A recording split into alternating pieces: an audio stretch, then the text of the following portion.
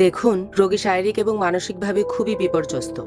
সে ভয় এবং ভীতির মধ্যে রয়েছে। তাকে দিয়ে জোর করে কথা বলানো ঠিক হবে না, তাহলে আরও বিপদ বাড়তে পারে। শাওন ভাই, তাহলে আমি এখন যাই, পরে আবার দেখা হবে। Thank you very much, thank you.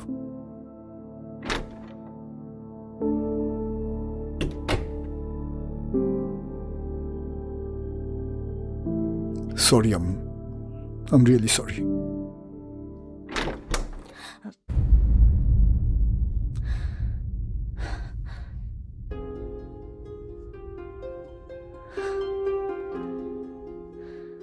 আপনি আপনি কেন এসেছেন?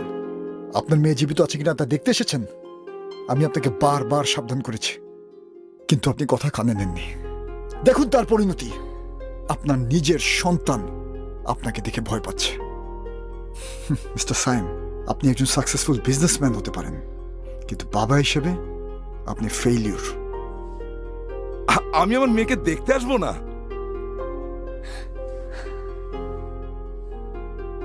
এখনই আসছি।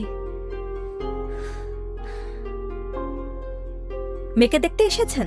মেয়ে বেঁচে আছে না মরে গেছে সেটা এনশিওর করতে এসেছেন? আপনার আরেক সন্তান যখন মারা গিয়েছিল তখন আপনি কোথায় ছিলেন? এখন খুব বাবাগিরি দেখাচ্ছেন।